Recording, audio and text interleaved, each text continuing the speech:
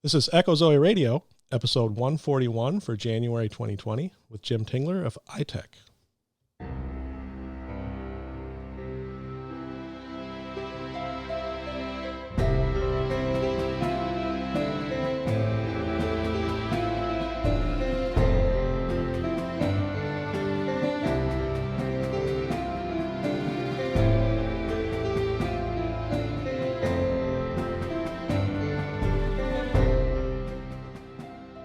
Welcome to Echo Zoe Radio, the podcast outreach of Echo Zoe Ministries, where you'll hear about important topics affecting the church today.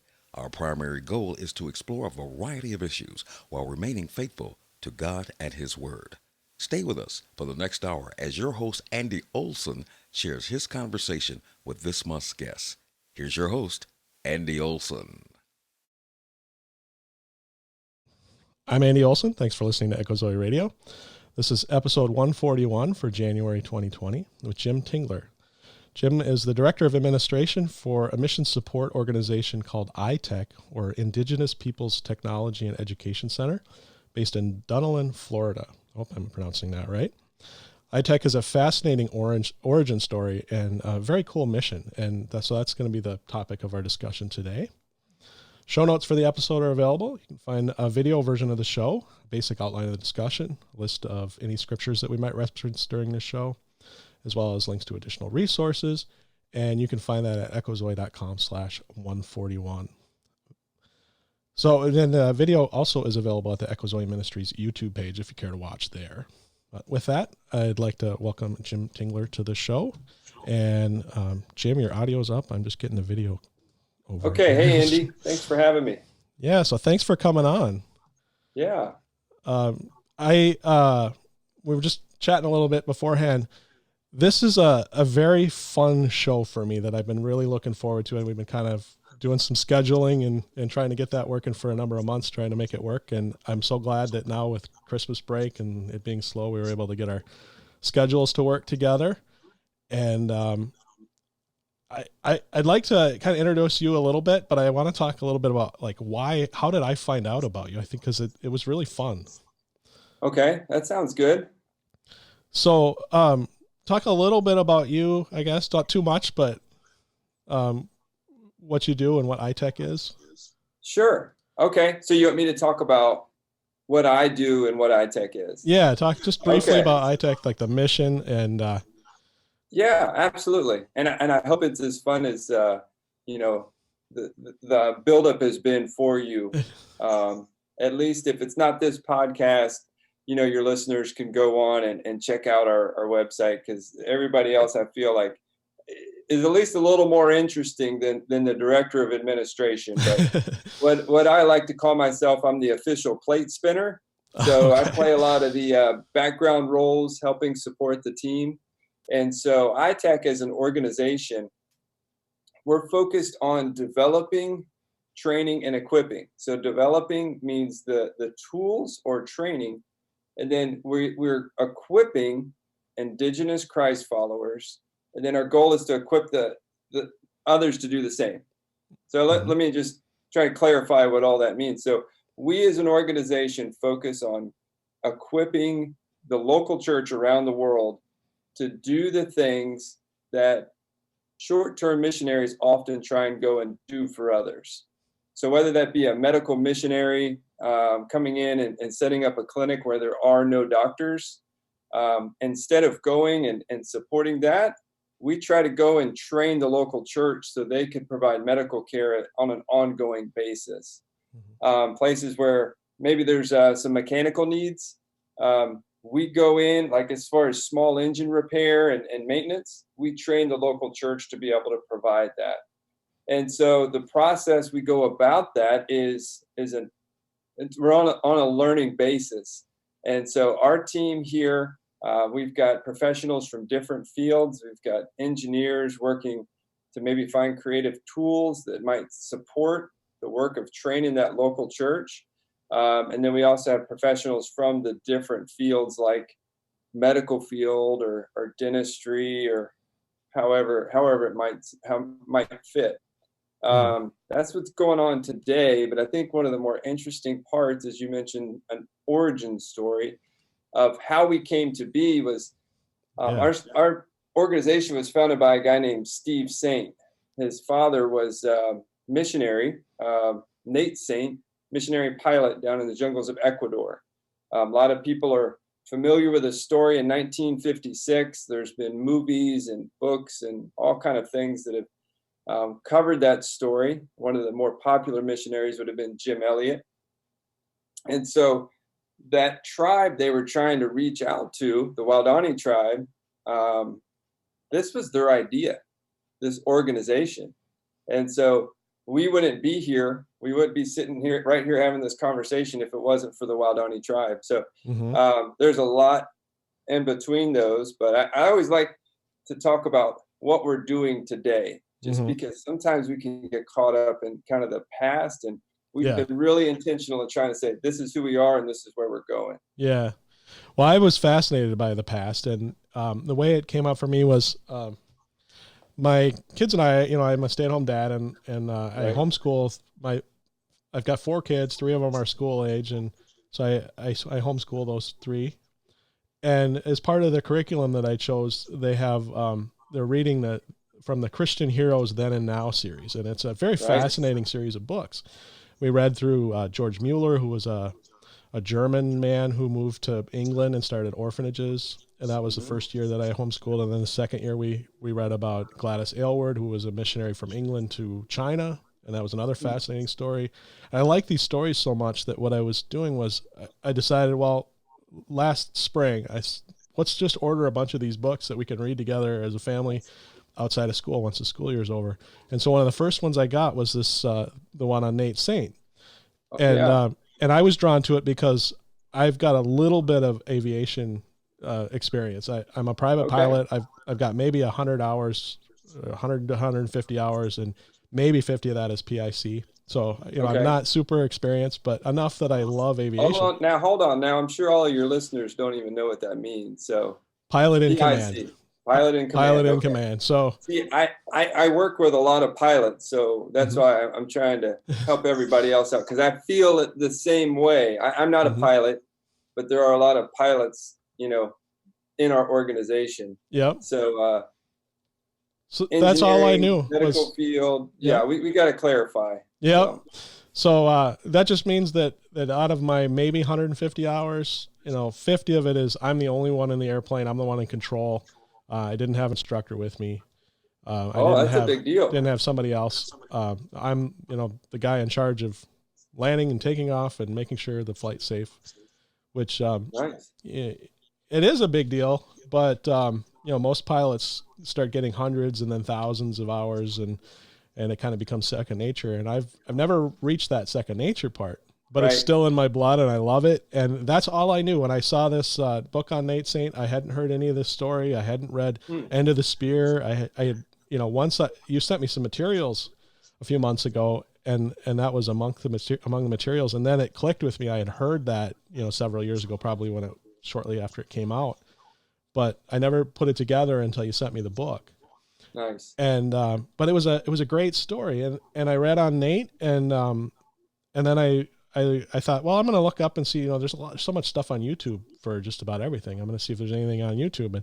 And I came across Steve then, and from Steve, I learned about ITEC and reached out. I was hoping maybe to get a podcast interview with Steve, and you informed me of his accident. And I said, well, I don't want that to get us down. If Steve can't do it, I want to talk to someone from ITEC. And well, and Steve would clarify, he doesn't call it an accident. He doesn't believe there are accidents. So it's his injury. And so his injury has left him limited. About 7 years ago, he, I'm sure, talk about show notes. You could probably put a link to the next chapter. It's a series of, there's 7 videos that follow Steve's road over kind of the injury to recovery for 2 years, and it's ongoing. He had a whiplash that caused severe spinal cord damage, and so he's what they call an incomplete quadriplegic now.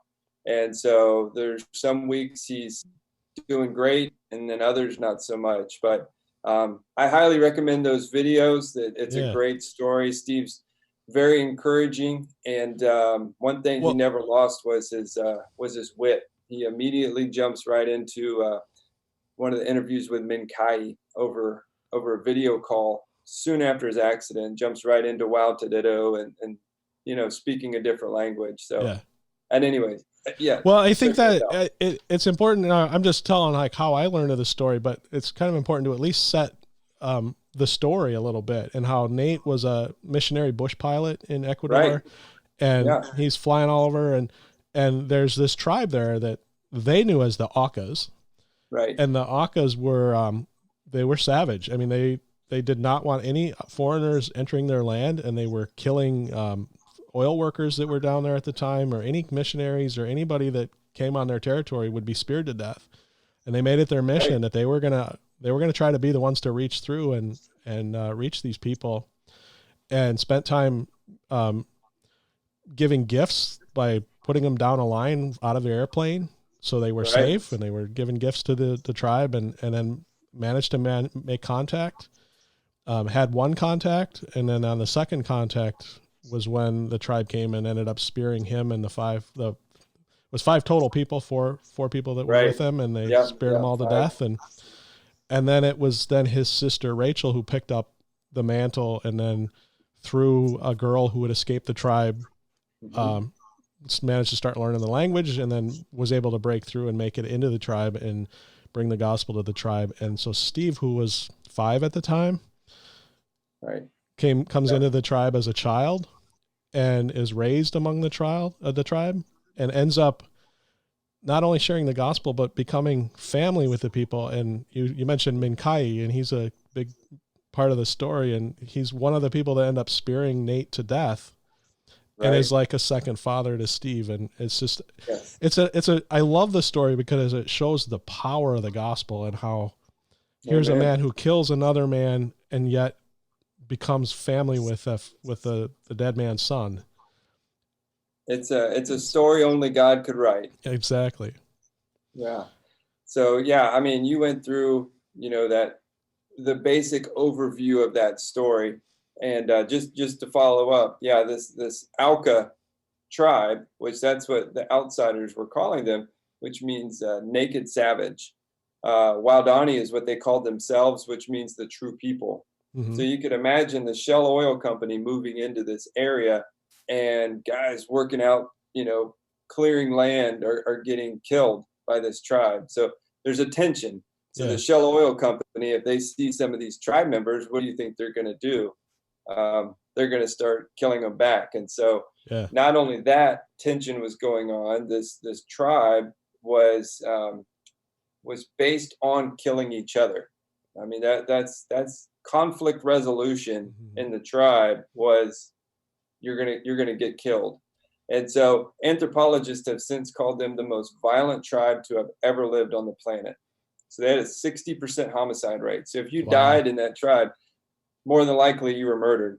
And so there was a lot of things against this tribe as far as survival going on. And so these 5 missionaries, Nate Saint being one of them, as the pilot, they had a burden and a calling to reach this unreached people group who nobody had ever made contact and lived to tell anybody else about it. And so you're right, they had several peaceful encounters exchanging gifts, and there was a misunderstanding that led to the killing of the 5 men, which they were armed. And they chose to sacrifice themselves. And so there's a lot more to the story. And I know as I understand it, there was a couple that were like more or less engaged to be married that had come across them. That was the initial encounter, but they weren't supposed to be traveling together or seen together. Right. That's part of the there's a little bit of a misunderstanding with that. So part of the murders was going back to the tribe, and they didn't want to admit that they were out together when they weren't supposed to be. So they concocted this story about the missionaries being there to kill them. And so then there was an honor thing that these men had to go out and kill these missionaries, for the honor of the tribe. And that's Right. that's where the misunderstanding is. Yeah, and as it was, I mean, this was a tribe where conflict resolution often ended in murder. I think there was 4 rules. I might be getting these off a little bit, but if somebody does something to offend you, the first thing is try to forget about it. The second rule would be, if you can't forget about it, you need to go and kill them. And then to follow Nothing up in between, on huh? Nothing. It's just no, that's it. ignore it or kill them. This is the resolution. Forget or not, So, but then the problem is, if you have somebody in your family or friend that was killed, it's not only your right, it's your obligation to retaliate. Mm-hmm. And so when you go to handle this situation, you bring a bunch of people in and try and kill off this group of people, so there's nobody to retaliate against you. So you could just see how it wasn't a good situation. And so you're right, fast forward, after the 5 men and Rachel Saint, Elizabeth Elliot move in with the tribe, they were teaching them that there's a different way. They taught them about how God's carvings told them about forgiveness, and that killing wasn't always the answer. And soon after they moved in, the killings had virtually ceased. Now it's still, a group of people where these things can happen, but it's dramatically different from where it was. And so there's some that might argue, well, going in and changing the culture, is, we as Christians shouldn't get ourselves involved in something like that. But in reality, this group of people might not have even existed had these 5 missionaries not even, tried to put that effort in. And again, looking at, their heart was Revelation 7, where, every tribe and group and people worshiping God is the end goal. That's where we're going. And so they believed that this Waodani tribe was going to be a part of it, and that was God's plan. And so praise the Lord, they will be. Absolutely. And I think one thing that's kind of neat in the story and watching videos with Steve is seeing, because of the language barrier and the culture barrier, how he describes things. And you kind of threw out a little phrase there when you talked about God's carvings. And I mean, you got a Stone Age people that don't know what a book is, Right. much less writing. And so that's how they were describing just regular writing, is it's their carvings. And Yes. and he talks about like walking God's path, and these things Right. that it's really the only way to break through that huge cultural divide. Right. Yeah. So totally different, and that's being culturally sensitive to who they are. And I mean, that's part of a lot of mission work is to go in and not try to change the people, but just bring God's truth. What does that look like for them? So let's kind of come back more up to date now. So we've got the backstory of the founder of ITEC. Right. How does that work then with his tribe? He worked, all his life. He's a dual Ecuadorian U.S. citizen, and he's a member of Steve, and he's a member of the family of this tribe that murdered his father. And how did that lead to ITEC? So and just to go back, when he was a boy, his father was killed. I think it was 5 years old. He ends up spending summers out with the tribe, out with his Aunt Rachel. So growing up in and around the Waodani, the same man who killed his father adopted him as a son. So Steve, considered the Waodani family, and what was once an unreached people group soon had a lot of missionary efforts poured into this region. What most would think would suppress missionary efforts of 5 men being killed in the jungle actually did quite the opposite. It really just kind of amplified and charged a lot of people up to go into missions. What's been amazing is just hearing the stories of people who had, in some way been connected to that, 1956 story, and just working at ITEC, it's a connection to that. And so being able to hear people there's a gentleman who called. He was in seminary at the time, and so the news got out. His professor had heard what had happened, and so he walks into the class and shares what was going on and challenged the students. Okay, who's going to take their place? And so just the challenge that went out to people and the efforts that went into mission work at that time are unbelievable.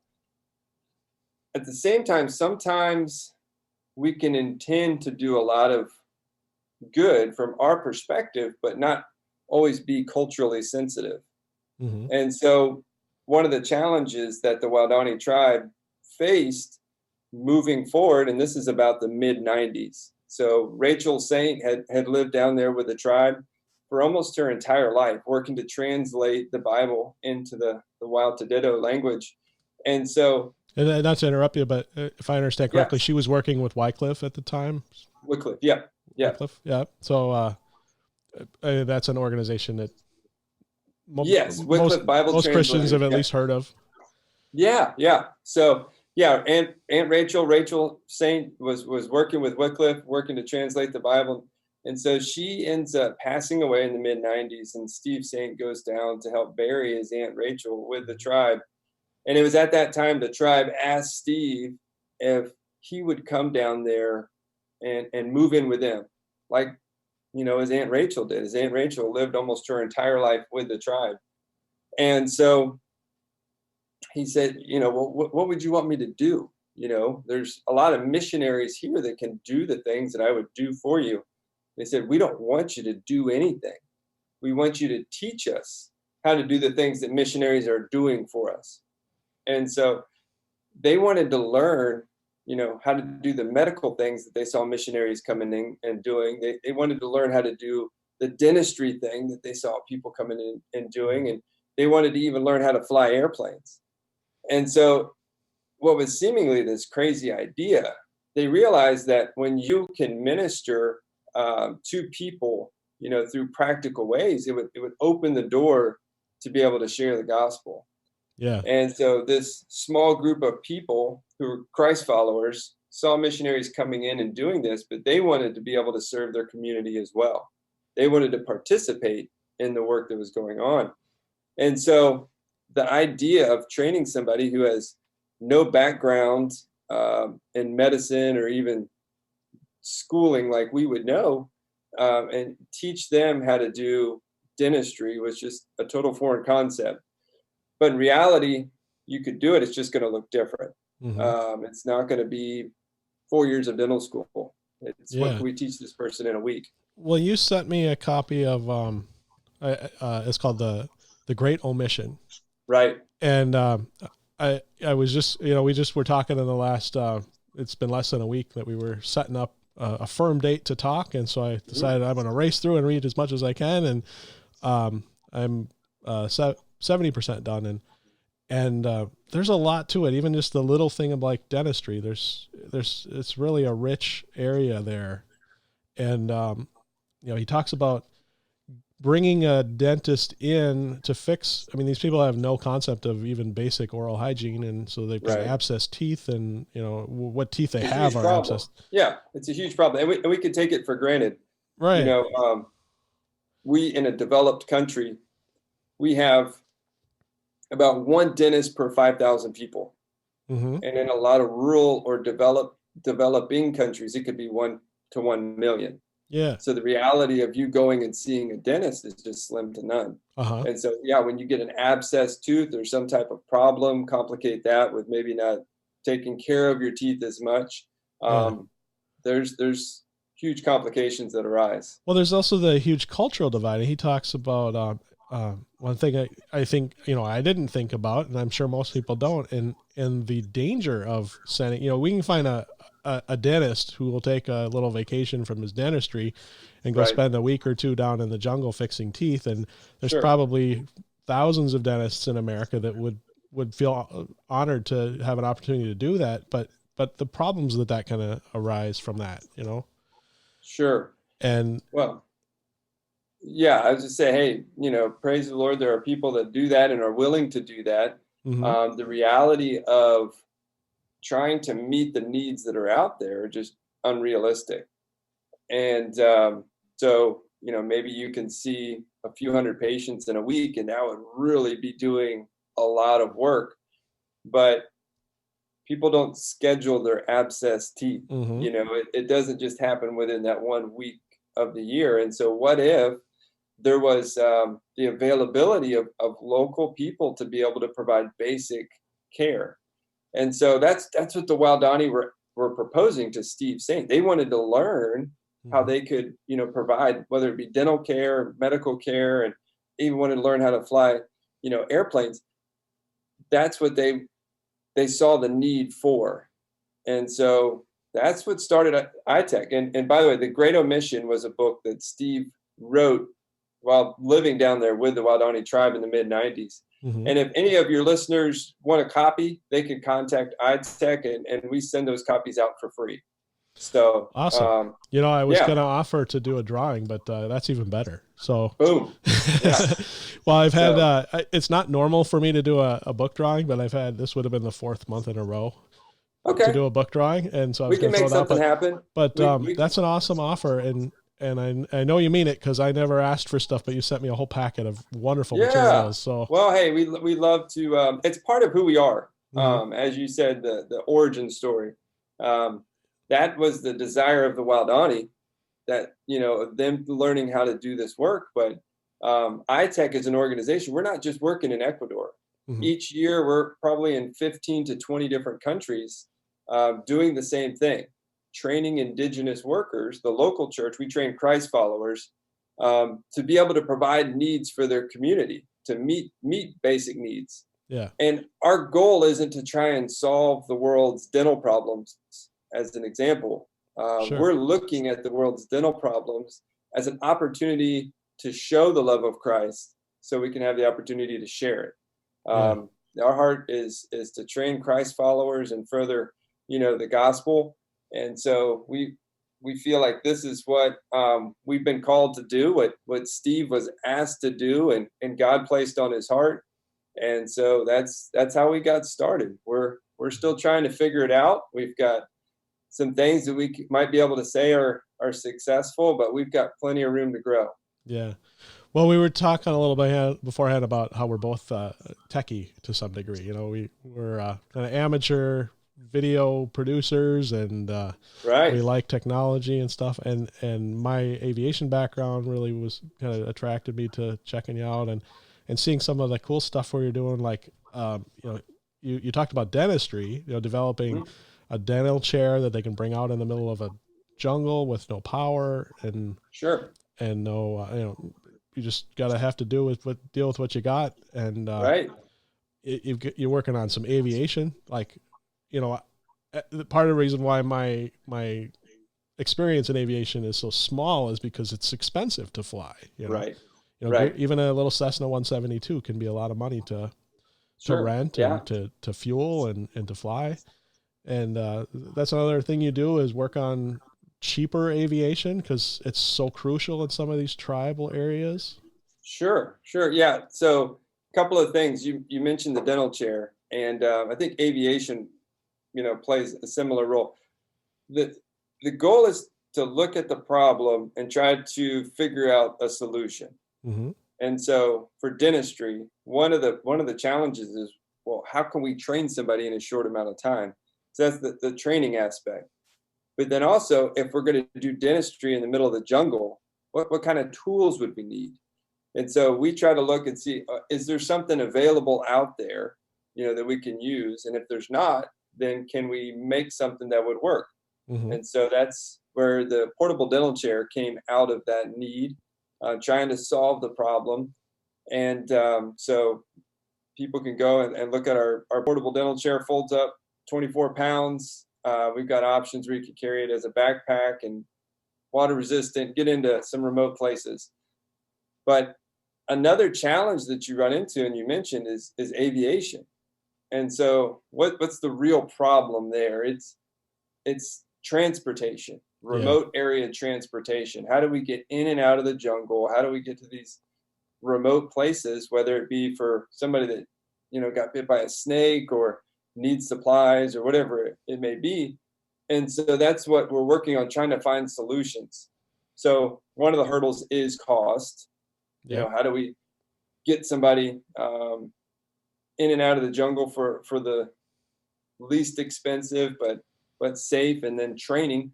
How long does it take to train somebody? And so, But there's even a story behind the cost too, in that sure, we don't just want to. I mean, it'd be so easy to run out and express your need to a bunch of American churches and have a collection come up and buy an airplane. I mean, you could do that, sure, but that's not necessarily going to serve the problem long term. And right. Well, there's plenty of complications that could bring in, as far as the paternal relationship, and the dependency. You know, so does the church just keep raising the funds to send down the money for them to operate this? And there's a lot of complexity in that conversation. But you know, what if there was a cheaper way to fly than a 172?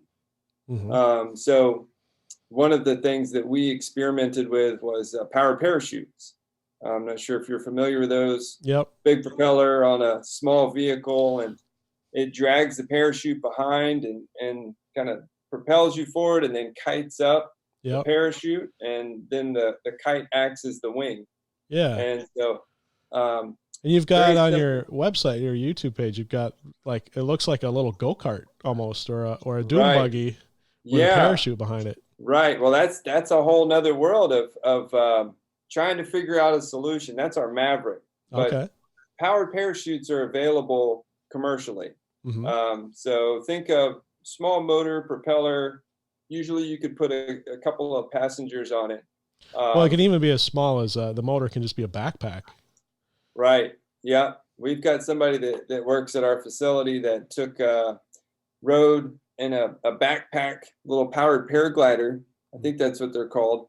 And went all the way up to Oshkosh from Central Florida. Oh, wow. So, yeah, I mean, it's possible. These small vehicles are out there. And so somebody on our team actually trained a preacher pilot in the Congo how to use a powered parachute, and he flies in and out of some of these airstrips on his own. So minimal fuel, minimal training. The Waodani tribe, actually, there's a guy, Tamenta, out of the Waodani tribe, was trained how to fly a powered parachute in 6 hours time. Nice. So he soloed in 6 hours. So you know how many hours was it for you? Well, the minimum by FAA regulation, I believe, is 20, and I think it took me 40 or 50 before I was ready to solo. Okay. Yeah. So this was, I believe this was in another area. I'm not sure, but he was able to solo in 6 hours of training. That's amazing. Yeah. So, but a powered parachute is a lot less complex than an airplane, and you don't have to worry about. It's a light sport aircraft. Yeah. But you don't have the worries of like stalling and engine failure. You've got a parachute on your back, so if it goes out, you just glide down to the ground and you're fine. Right. So again, so what is the real problem? You know, we're trying to solve. So we have a lot of outside the box thinkers. We've gotten into a lot of UAV technology. So if the goal is getting supplies in and out of the jungle, then what would be the best use or best method to be able to go about that? One of our team members was talking to a missionary pilot, and he mentioned that the majority of the flights that he does every year would be delivering a package that could fit in the palm of your hands. And so you're firing up an aircraft, the fuel, the pilot's life is being put, at risk. There always is a risk. Yeah. So what if there was another solution? And so that's when we've been using UAVs, unmanned aerial vehicles or drones, working to be able to take small packages and deliver into remote places. And so they've got a unit that can deliver a 1-pound package 60 miles away. Oh, wow. And that's all autonomous. That's using GPS and autopilot. So you basically would use a mission planning software. You tell it where you want it to go. You would kind of fire it up. We have this long slingshot. You pull it back and it goes off, and it'll go deliver and come back. Wow. So that's awesome. yeah. So and I know he talks in there about just like when he's talking about the importance of aviation, points out that a 1 minute flight sure would take 2 hours on the ground. Right. Something like some ratio similar to that. Yeah. So you think of somebody gets bit by a snake, and in a remote place. So you have, a minute flight time equals, hours of travel on the ground. Mm-hmm. And so it's life or death. Yeah. And so what, going back to the origin, Nate Saint, his heart was getting in and out of these places. Steve Saint was a pilot and carried that on and trying to find solutions, getting in and out of places. He maintained this kind of core in aviation. And we're continuing to look at aviation as a part of our training, but looking at it more as broader than just one man and an airplane. Yeah. We're trying to expand it out and look at the bigger problem of transportation, which is the issue, and how can we use available technology and just really think outside the box to find solutions. Cool. Yeah. If you don't mind, I want to take just a short, maybe 3-minute break, and then Sure. come back and just keep the discussion going. I think this is fascinating. And absolutely. Yeah. All right. Oh. Hey, Colleen, we have been pretty busy at the Christian podcast community. Yeah, we've added 7 new podcasts. That's right. We've added 2 Guys and a Bible. They're a conversation on theology, culture, and God's Word. We've added Echo Zoe Radio with Andy Olson, a monthly interviews with knowledgeable guests on a variety of topics dealing with theology, apologetics, errant teaching, and cultural issues. Revived Thoughts, which exists to bring history's greatest sermons back to life. Quest for Truth, which is comparing worldviews in a casual setting, digging deeper into the Bible and its challenges. Creation Science for Kids. A mom and her kids discuss creation science and all the areas of theology affected by it.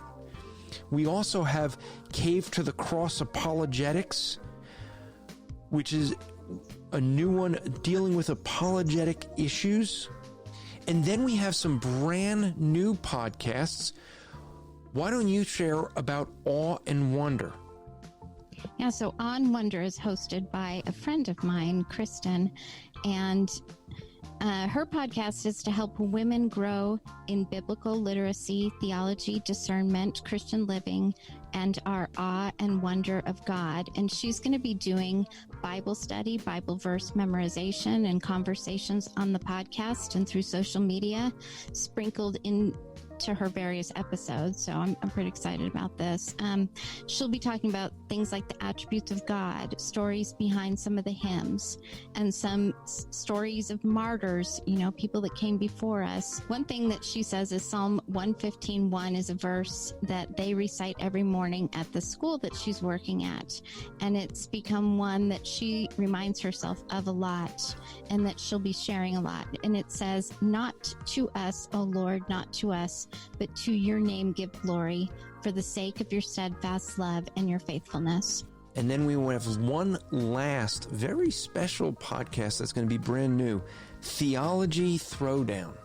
And Colleen, this is where all of the podcasters of the Christian podcast community are going to gather once a month to discuss theology and discuss our differences that we all have in different areas. But we're going to display that we can talk theology with charity and love toward one another, kind of the way we think Christians should be behaving online. And we're going to be doing that and discussing theology, so it's going to teach theological issues, give different perspectives, and yet also display that we can do this with love and charity toward one another. So I hope everybody is checking out all of the new podcasts, and if you want to check them all out, go to christianpodcastcommunity.org today to listen to some great teaching.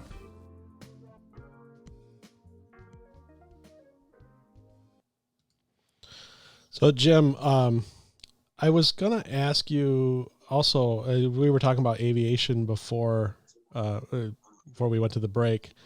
The backstory with Nate was that he was with Mission Aviation Fellowship, and it was quite a big thing. You know, they provided the aircraft and they helped with the maintenance and whatnot.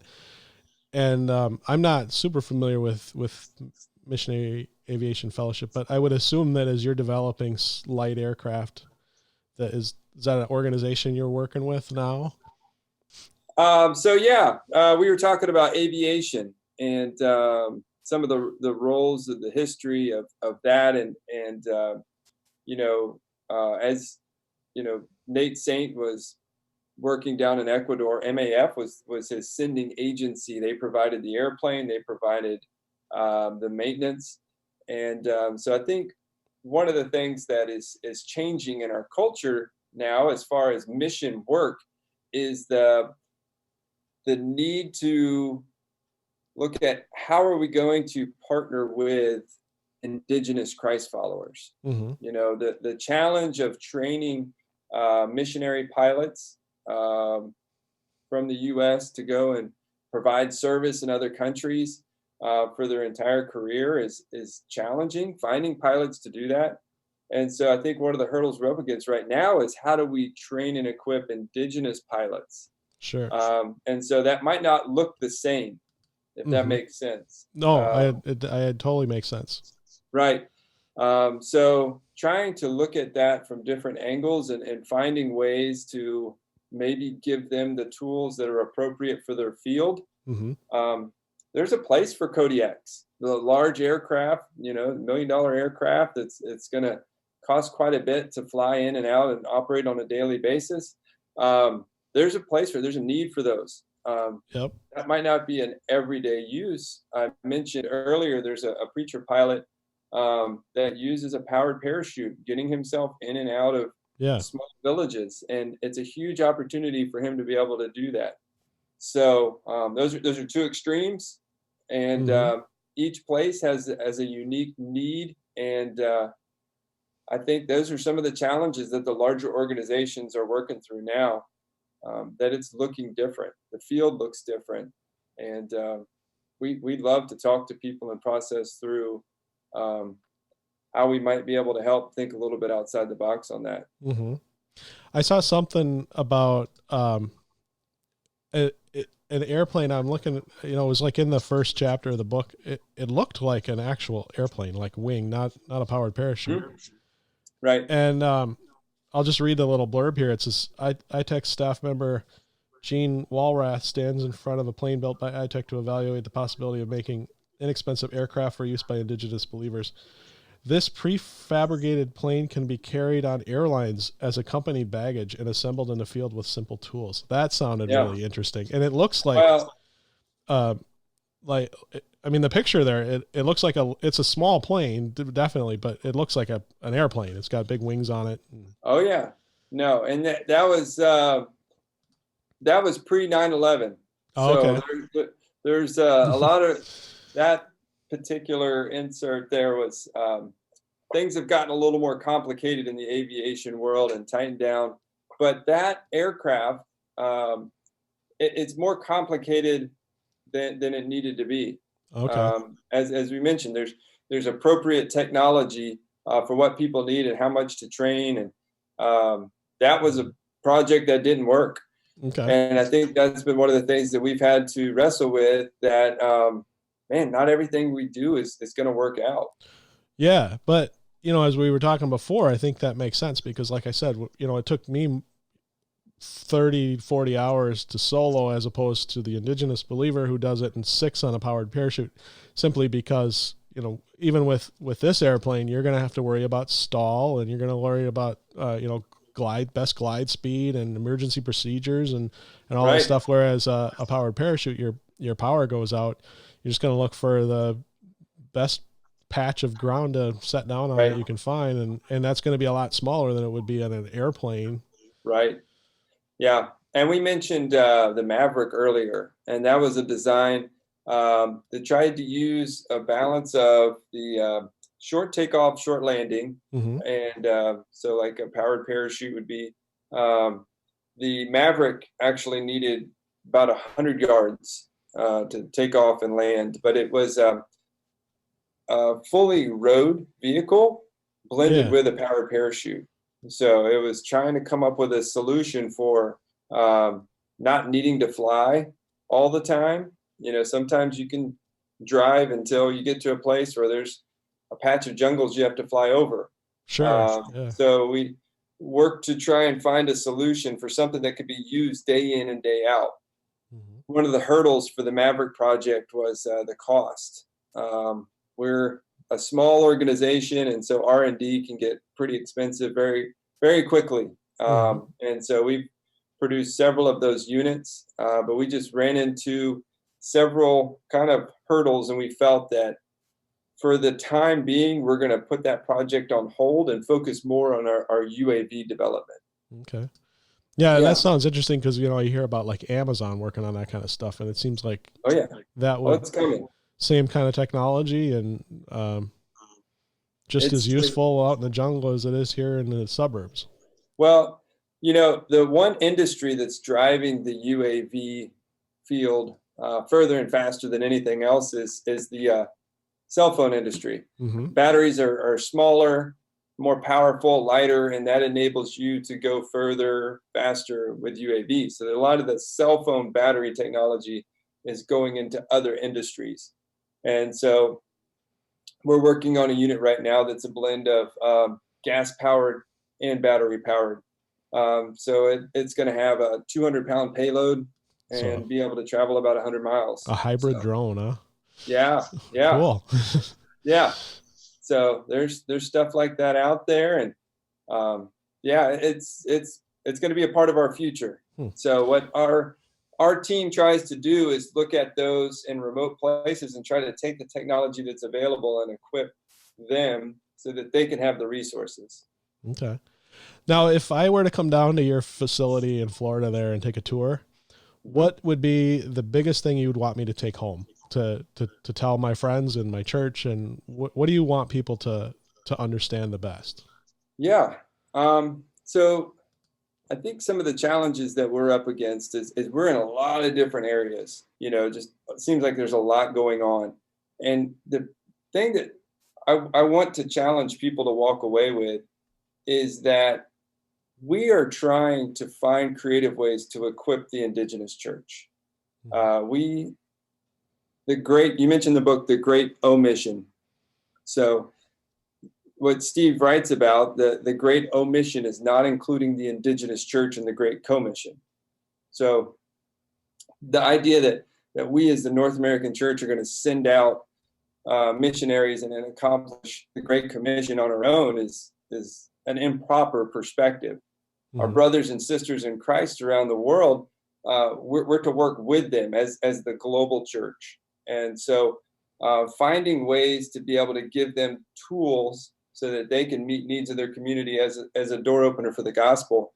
That's what we're wrestling with. That's the calling that we feel like God's given us. And we want to challenge others to not think about going. We often think in short-term missions of what can we go and do? And instead, the challenge would be, what could we go and train? What could we go and give on a short-term trip that might leave a long-term impact? Or what are the complexities in the short-term trips that we often don't think about? And so shifting into maybe walking with our brothers and sisters in Christ around the world would be the challenge I'd hope you'd walk away with. Okay. And there's some focus on money too. I think it was good to read about, and not just like, we all know that we need money, and you've said here in the course of this that you're engaged in R&D for things, but you really I think he helped me in understanding more of the best use of money. And we talked a little bit about at the beginning about like, it would not be hard to go to a bunch of churches and tell of a need and do a fundraiser and buy, we said, an airplane or something. But what can we do to help the audience better understand, from a missionary perspective in Steve's history and not avoiding money, but better using money? Well, I think this is one of the huge challenges that we're up against. I don't think anybody that's listening would say that the North American church has been blessed with financial resources. Mm-hmm. So what do we do with that? Is it to just give it away? Well, maybe. I don't know. There's a lot of things to wrestle with. One of the things that I've heard, and Brian Fickert talks a lot about this out of the Chalmers Center, that there has to be a progression. So there's situations that happen that take relief, the relief work. So let's just say in Haiti, there's an earthquake. There's a time when we need to just provide relief. There's a lot of needs, practical needs that need to be met. Mm-hmm.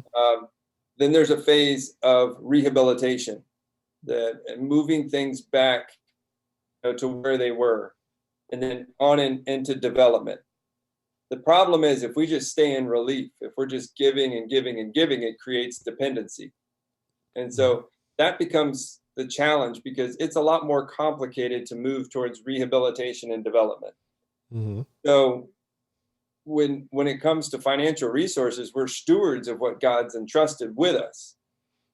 So what is the appropriate response? Are we to ignore our brothers and sisters in Christ that are in a developing world that don't have the same access to resources that we do? Are we just supposed to send them money? Maybe. I think we need to work with wisdom and not allow helping, as for what Brian Fickert would refer to as when helping is hurting. Mm-hmm. Sending money can bring a lot of complications. And so working and walking through the development is something that we're very passionate about. So it's not always easy. Just to give you a brief example, the Waodani tribe, we actually have a facility that operates in Ecuador. We call it ITEC Ecuador.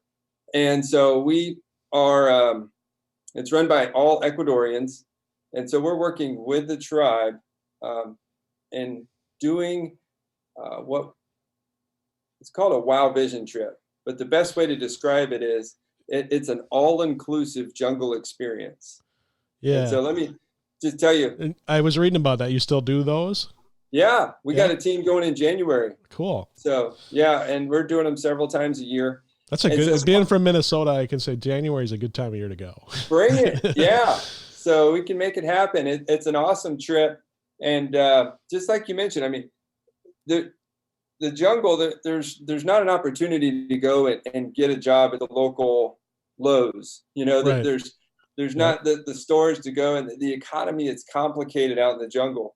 And so what we've worked with the Waodani to do, and this is actually based on their request, they asked us to bring teams down where they would host, and they've set up a camp. They teach you how to hunt. They teach you how to fish. They do all the cooking for you. They teach you how to make spears and blowguns. And it's really a cultural experience provided by the Waodani. And so when you pay to go on this trip, you're paying the Waodani to host you in the jungle. Mm-hmm. And so that is something where to get money into the jungle, we could put something up on the internet and say, hey, donate to the Waodani. But you can imagine the complexities that's going to bring if we're just sending money down. Yeah. Look at our current welfare state in our country. Yep. Just throwing money at a situation doesn't work. Yeah. It's walking with, well, there's a lot of different aspects of the complication. There's the dependence, but then there's also the others who look on and see it and say, well, why should I work towards this, whatever goal, when the Americans are providing it to them? So, the Americans will provide it to us too. That's it. Yeah. And it takes away incentive and drive, Mm-hmm. But, we're working through it. There's plenty of areas where there's complexities in this, but what we've done is, we've set up these dates where people come in, and the Waodani work very hard to build the camp. They work very hard while you're there, and so they each get, a portion of the money, Mm-hmm. From this trip. And so that's one way that's a little bit of a different, I guess it's like an ecotourism Yeah. approach. But yeah, so But money's then they in turn complicated. turn around and they use that to buy like these powered parachutes or the dental chairs or whatever it is their tribe needs. Yeah, yeah. Well, in a lot of ways, I mean, they've got complications that they never had before. They've got an aging population. The average life expectancy I heard was not past 30 before, and so now they've got. Well, they stopped killing each other, so right now they're getting old. Yeah. So they're getting old. They're just having to care for the tribe like they hadn't had to before, and that in reality takes money. Mm-hmm. And when there's things like a chainsaw that exists, and you live in the jungle and trying to build a house, yeah, it'd be pretty awesome to have one of those. And so there's just some practical things that they need. And so, this provides a way rather than just saying, here you go. It's, well, this would be a way for you to earn that money. So cool. Well, we're coming up on towards an hour, and I usually shoot for an hour. But I want to, give you an opportunity before we close. If there's anything we missed that you'd want to cover, or anything you want people to understand better, I think we kind of covered that a little bit. But sure. like whatever you want. Yeah. Okay. Great. Yeah. How can people support you? Whatever, anything. Yeah. So it's been a journey just explaining who we are and why we exist. Mm-hmm. But as I mentioned before, we wrestle with this history, and we liken it to the standing on the shoulders of giants that have gone before us. And we don't want to forget our past. We acknowledge it, but there's things that we're doing today, and we're very passionate about where ITEC is going forward.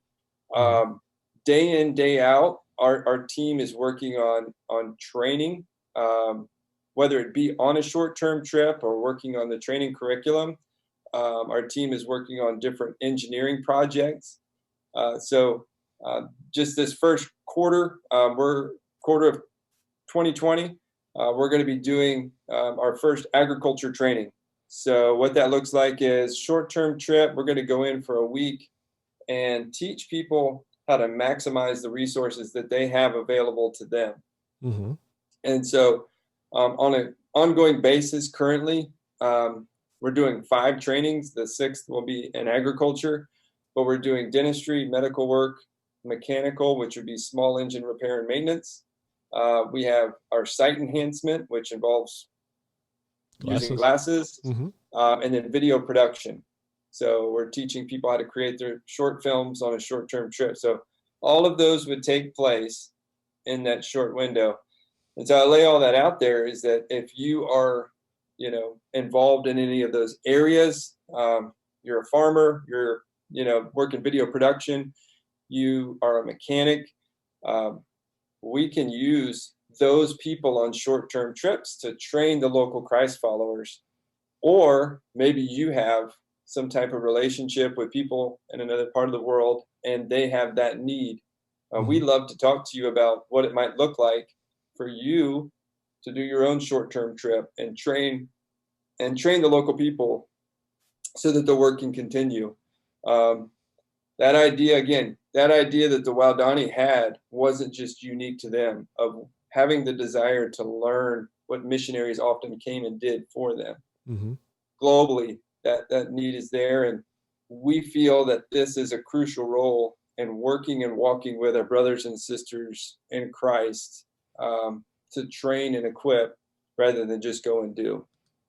Awesome. And one last thing I noticed just today, I noticed that you're working on starting up a podcast of your own soon. Yeah. Really excited about that. We've got the developing of tools. We're training overseas, and our goal is to grow in this, equipping others to do the same. Mm-hmm. We want to challenge the idea of this training model. It's different.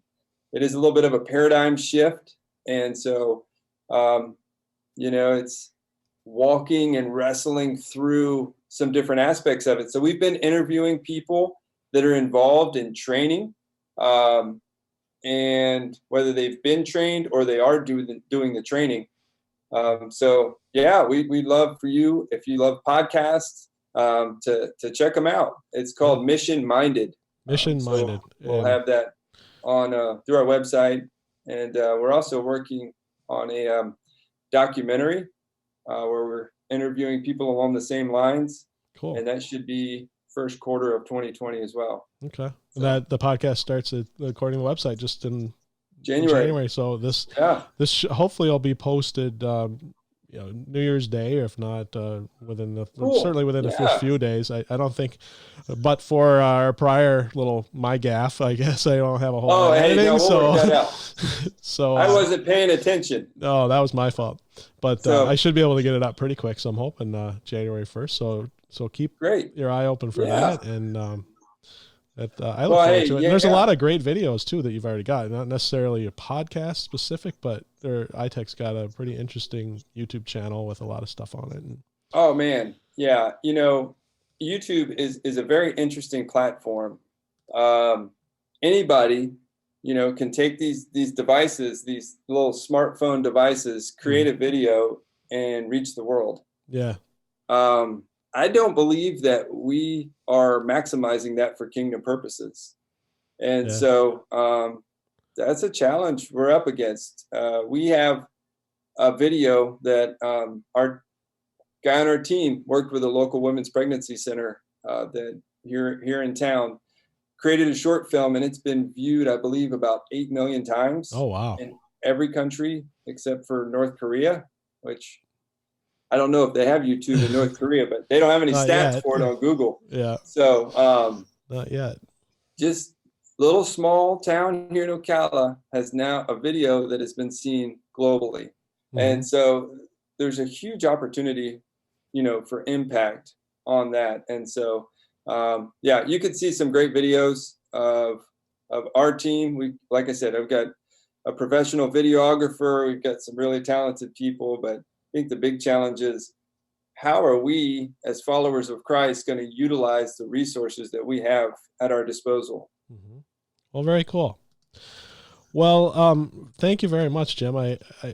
We've been looking forward to this for months. I'm glad we were able to work it out, and had a fascinating discussion, and encourage people to check out ITEC, and reach out for the book. Like I said, I'm 70% through. I can't wait to finish it. It's really a great book, especially, it has a lot of great points. I'm not going to ruin too much for people, but a lot of great points that I took to heart, and really enjoyed it, and definitely want to finish it and stuff. So, yeah, absolutely.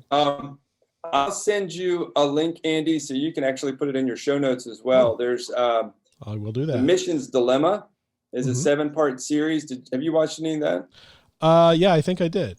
Okay. It's been a while, but I think I shortly after you sent it to me, I watched some of it. Okay. Yeah. So I'll send you a link that you can post in the show notes where they could download a copy of the Great Omission ebook. They could watch the Mission's Dilemma, or they could email us. We'll send them a copy of it.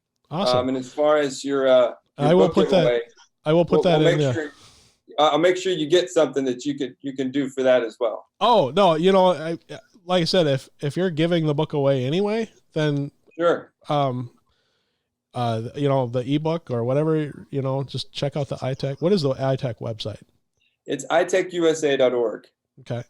And I will have all of this stuff in the additional resources section. It's usually kind of towards the bottom of the show notes, but I'll put all those links you sent me and the ITEC website and stuff, but definitely encourage people to check that out. So awesome, Andy. Well, thank you so much for having me on. And if we can give any assistance for any of your listeners, we're here.